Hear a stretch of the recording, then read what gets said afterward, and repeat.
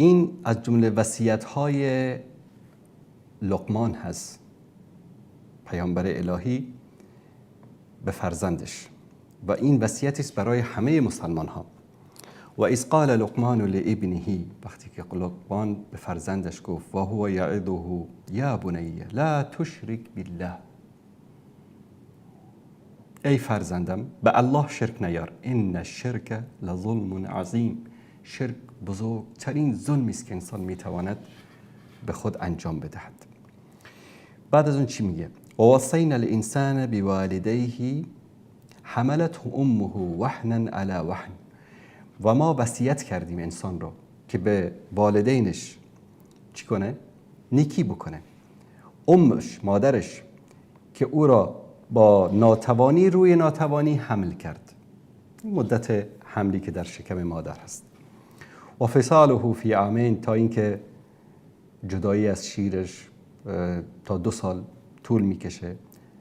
ان اشکر لی ولی والدیک الی المصیر، که شکر الله رو بکنی و شکر پدر و مادر رو بکنی. ببین الله سبحانه و تعالی ما رو خلق کرده، پدر و مادر در ضعیفترین حالت زندگی ما رو تربیت کردن. یکی چند روز قبل قصه میکرد، میگفت که پدر فلانی مثل کودک است، هرچی بهش میگیم گوش نمیکنه. همین پدر و مادر در دوران فرزند رو نگهداری کردن ازش که از کودک هم بدتر بوده، شیرخواره بوده، نه حرف میفهمیده، نه حرف گوش میکرده، گرسنه میشد گریه میکرد، لباسش نیاز به عوض کردن بود گریه میکرد، خودشو کثیف میکرد گریه میکرد، فقط گریه بلد بود، دیگه هیچ چیز دیگری بلد. اما این پدر و مادر با صبر و حوصله او رو بزرگ میکنه. به خاطر همین هم شکر الله رو میکنی و هم شکر پدر و مادر رو میکنی. و این جاهدک، ببینید الان برادر عزیزمون از مثلا از عصبانیت و از ناراحتی و از مشکلاتی که در پدرش وجود داره شکایت میکنه. الله متعال میاد یک گناه بسیار بزرگی رو مثال میزنه که اون چیزایی که پایین تر از این اتفاق میفته برای شما سهل باشه.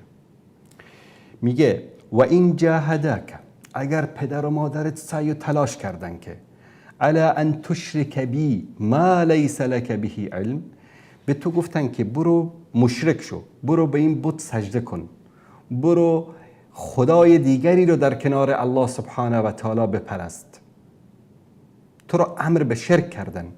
چی میگه؟ فلا تطعهما، از اونها اطاعت نکن، اطاعت نکن. نه اینکه باشون سر و صدا بکنی، بحث بکنی، فوش بدی، آی شما کافر شدید، آی شما مشرک شدید، آی شما دوزخی شدید، آی شما اینطور هستید، فوش بده پدر مادرش. میگه فقط اطاعت نکن. و صاحبهما فی الدنیا معروفا، تا روزی که در دنیا هستن به خوبی با آنها رفتار بکن. اطاعت نکن اما با خوبی رفتار کن. آیا یک کسی که مثلا پدرش بهش فوش میده، پدرش بهش تهمت میزنه، پدرش اذیتش میکنه، پدرش سیلی میزندش، پدرش هرچی از بدیهایی که در دنیا وجود داره بگید، آیا شرک از همه این بدیها بالاتر است یا پایینتر؟ چون در اون بالا گفته بود ان الشرک لظلم عظیم، بزرگترین ظلم شرک است. پس پایینتر از شرک هر عمل دیگری رو که پدر و مادر بر علیه شما انجام بده به بزرگی شرک نمیشه. میگه اگر به تو گفتن که شرک بیار، تو اطاعت نکن اما باشون به خوبی رفتار بکن.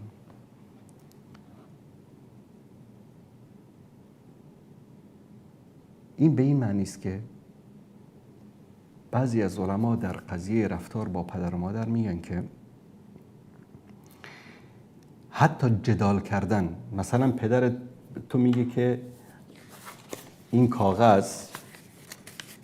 کاغذ رنگش سیاست، تو بگی پدر مگر کوری نمیبینی همه دنیا میفهمن که این کاغذ سفید است، همین کارت اشتباه است، بحث نکن باش. بعضیا 4 کلمه یاد میگیرن در دنیا، به یک مقام و منصبی میرسن، شروع میکنن به مسخره کردن پدر و مادرشون. این غلط است، این اشتباه است. و در جای جای قرآن الله سبحانه و تعالی بعد از خودش و قضا ربک ان لا تعبدوا الا ایه و بالوالدین احسانا، الله متعال این رو امر کرده، این رو قرار داده، این رو دستور قرار داده، که قانون قرار داده که به الله سبحانه و تعالی کسی رو شریک نیارید و به پدر و مادر احسان بکنید. احسان، خیلی از مردم مفهوم اشتباهی دارن از احسان.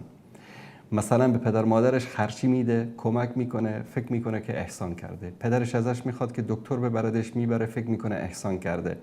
مادرش ازش یک چیزی میخواد، براش انجام میده، فکر میکنه که احسان کرده. اما معنی احسان این نیست. احسان به معنی نیکی نیست.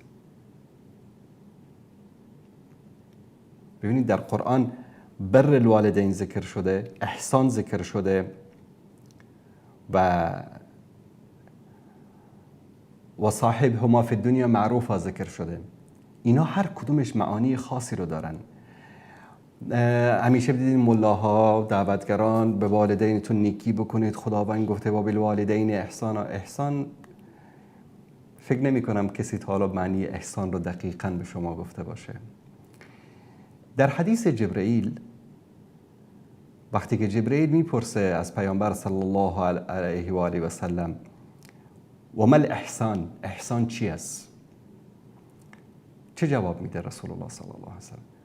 ان تعبد الله کانک تراه، چنان الله رو عبادت بکنی انگار که تو رو میبینی. اگر این رو تصور کرده فان لم تکن تراه فانه یراک، اگر تو رو نمیتونی تصور بکنی که ببینی، او داره تو رو میبینه. این است احسان در رفتار به پدر و مادر. چرا الله سبحانه و تعالی و بالوالدین احسانا، احسان رو در اینجا چرا ذکر کرده؟ احسان به پدر و مادر این است که تو فرزند باید بدانی که پدرت الان چه میخواهد، مادرت چه میخواهد، چه نیاز دارن قبل از اینکه اونها از تو بخواهند. اگر به این مرحله رسیدی، واقعا به پدر و مادرت احسان کردی. در غیر اون صورت وظیفت رو انجام دادی.